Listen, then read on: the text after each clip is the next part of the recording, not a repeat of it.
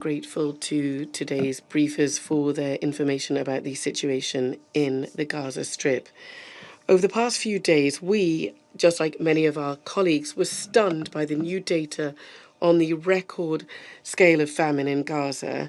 These signals and persistent calls to Israel to immediately stop the collective punishment of the Palestinians have been forthcoming from different global capitals, including Moscow, and also international headquarters structures, regional organizations, and representatives of our global organizations throughout the world. Furthermore, the world is calling on West Jerusalem to recognize that there is no alternative to a peaceful settlement to the Palestinian-Israeli conflict, which would pave the way for establishing genuine peace and security in the Middle East. This is the sole scenario that meets the interests both of the Israelis and all of their neighbors. Today, almost 2 years after the start of the bloody war in Gaza, indeed, it's difficult to find the right words to describe the scale of the destruction and human suffering in the Gaza Strip.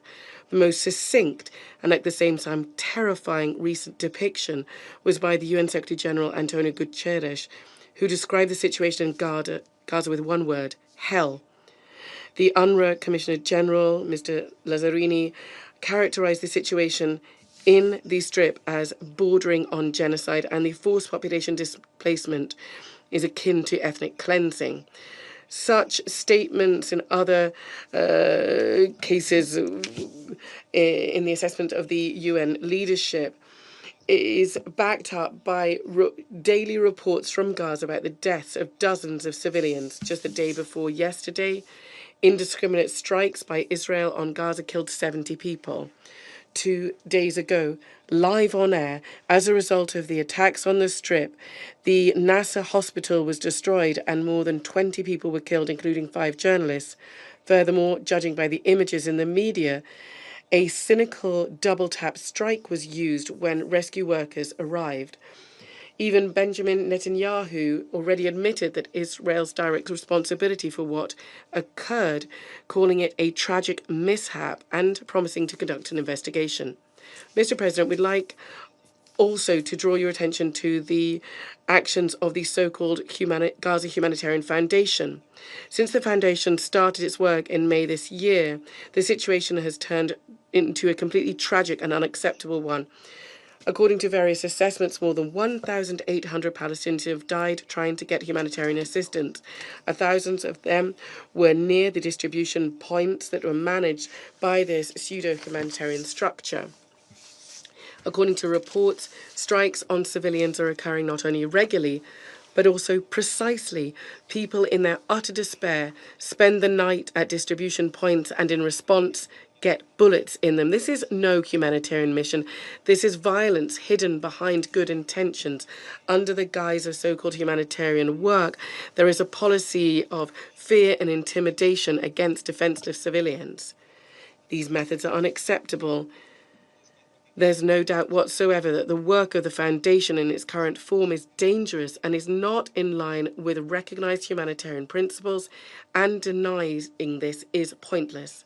Mr. President, given this, we're seriously concerned about reports in the media that the UN Secretariat, allegedly ceding to pressure from Israel and the US, has committed to ratcheting down the rhetoric regarding the GHF. We would like to note that starting from August, whatever the situation in the humanitarian reports in the UN have de facto stopped mentioning the work of this structure. We believe that we hope that these assurances do not reflect reality. We are convinced that the UN Secretariat cannot and should not renounce its principles, namely that humanitarian assistance should not be turned into an instrument of blackmail. We trust that the Secretary General and the humanitarian wing of the UN will consistently and unambiguously advocate for humanitarian assistance to be provided in strict compliance with the norms of international humanitarian law and the principles of humanity, impartiality, neutrality, and independence.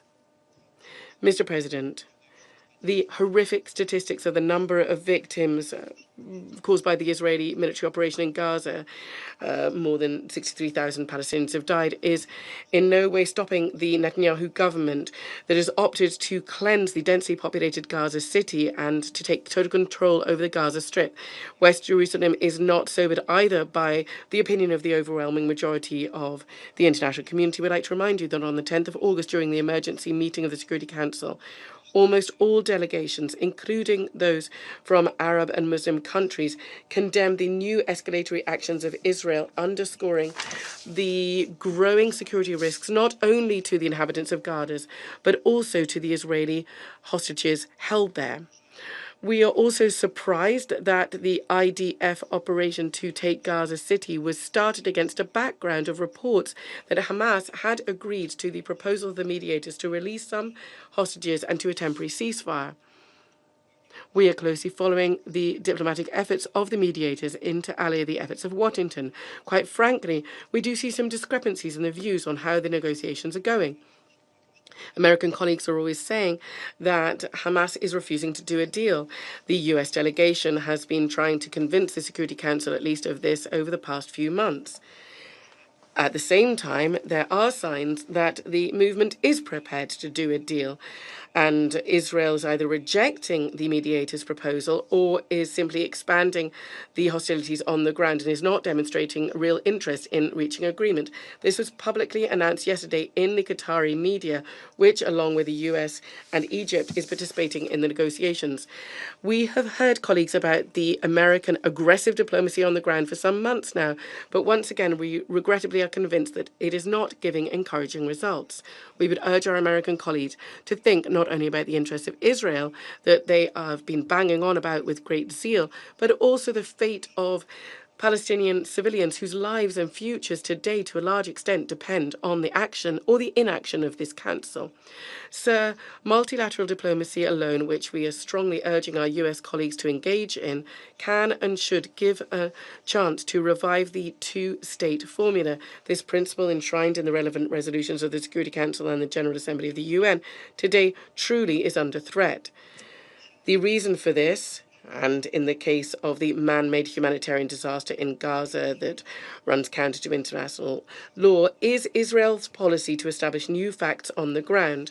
The most high-profile was the recent decision by the Higher Planning Committee to approve settlement construction in Area E1 in the West Bank to the east of Jerusalem. We all understand that the implementation of this large-scale expansionist project will breach the contiguity of the territorial integrity of a future Palestinian state, dividing up the West Bank into two isolated enclaves, separate from each other. What is frightening in this regard is not only the concept itself and the unambiguous utterances of Israeli officials. For example, the Minister of Finance, Mr. Smotrich, clearly stated that the plan would permanently bury the idea of a Palestinian state. That's the end of quote. But also that such provocative acts are enjoying support from some American senior diplomats. The US ambassador to Israel, Mr. Mike Huckabee, pointed out that the E1 area construction apparently did not violate international law. Such opinions directly run counter to the foundational document of Middle East settlement process and also the recent decisions of the Security Council, including Resolution 2334. Mr. President, in conclusion, we'd like to underscore our unwavering stance in favour of having diplomatic settlement alone to the Palestinian question based on the two-state, two-people solution to meet the legitimate concerns of Israel in the area of security and also the rightful expectations of the Palestinian people to their own state. The alternative to this is further isolation of Western Jerusalem and the international scene and the growth and the number of civilian in Gaza victims. Israel is thus not going to solve the problem of its own security, but it would just be simply pushing it off by fostering revenge and hatred among young Palestinians. This is extremely short-sighted and an irresponsible policy. Thank you very much. I thank the representative of the Russian Federation for the statement. I now give the floor